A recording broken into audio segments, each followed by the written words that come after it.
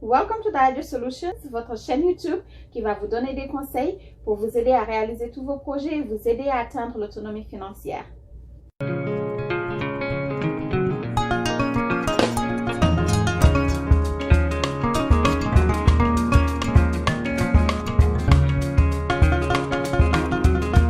Alors, first and foremost, je vais vous donner un petit aperçu de mon background.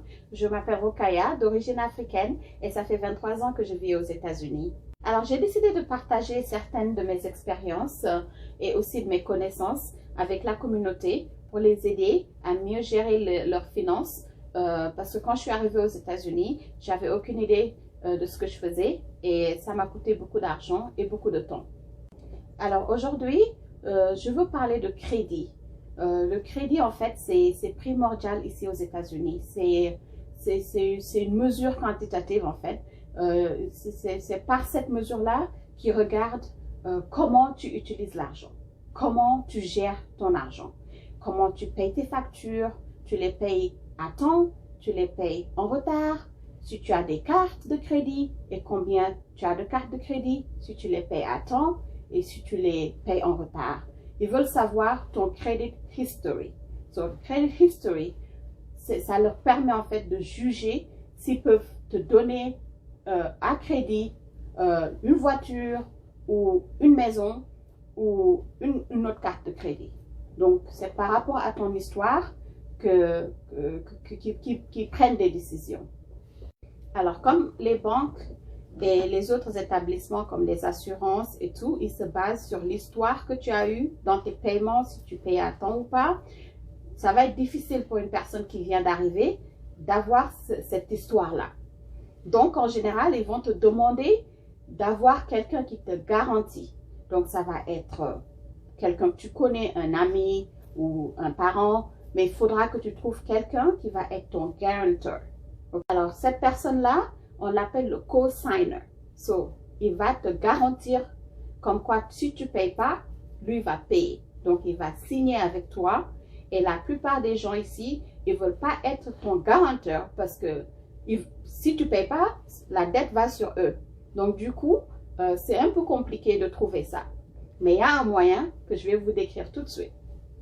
Alors, à défaut de trouver quelqu'un pour être votre co-signer, c'est-à-dire votre garant, pour que vous obteniez la carte de crédit ou le prêt que vous voulez, il y a un autre moyen. Et l'autre moyen, c'est d'ouvrir une secure card. Secure card, c'est-à-dire une carte, mais qui est sécurisée par votre propre argent. Alors, je vais vous expliquer comment ça se passe. La banque va vous demander de faire un security deposit, c'est-à-dire ils vont vous dire, OK, Rokaya, vous venez d'arriver, vous n'avez pas de crédit, vous n'avez pas de co-signer. It's OK. Si vous avez de l'argent, vous me donnez cet argent, je vous donne une carte de crédit avec le même montant que vous avez déposé. Et si vous ne me payez pas, je prends votre argent.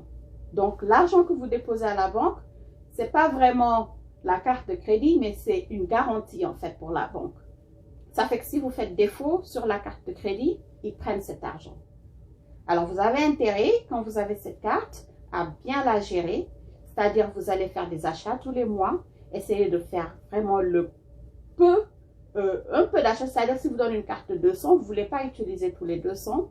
Vous allez peut-être commencer à utiliser 25 $, OK? Parce que plus tard, je vais vous expliquer, il y a des pourcentages qui regardent, qui va faire que votre crédit augmente ou descend. Et ça fera l'objet d'une prochaine vidéo. Je reviens sur le security deposit. Donc, si vous donnez 200, on vous donne 200. Si vous donnez 300, on vous donne 300. Il y a des banques qui vont jusqu'à 1000 $. Vous donnez 1000 $ de security deposit, c'est-à-dire de garantie. Ils vous donnent une carte de 1000 $. Alors, vous allez commencer chaque mois, vous utilisez un peu, vous payez à la date qui est convenue sur votre bulletin comment on appelle, sur votre relevé bancaire. Alors, le plus important, c'est de ne jamais payer en retard. Tu peux payer en avance, mais jamais en retard.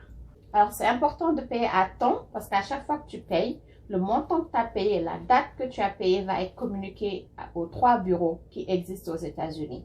C'est les bureaux qui s'occupent du credit score, de credit history. So, Les 3 bureaux sont les suivants. Il y a Equifax, il y a TransUnion et il y a Experian. Alors, c'est Equifax, TransUnion et Experian. Au bout d'1 an, vous avez pris la carte de crédit, vous l'avez utilisée, vous l'avez payée à temps, vos paiements ont été rapportés aux 3 crédits bureaux et devinez quoi? Vous avez établi votre credit history. Congratulations, you did it. Ce sera tout pour aujourd'hui. Et si vous avez des questions, n'hésitez pas à me les poser dans le comment section. Et n'oubliez pas de liker et de subscribe down below. Thank you.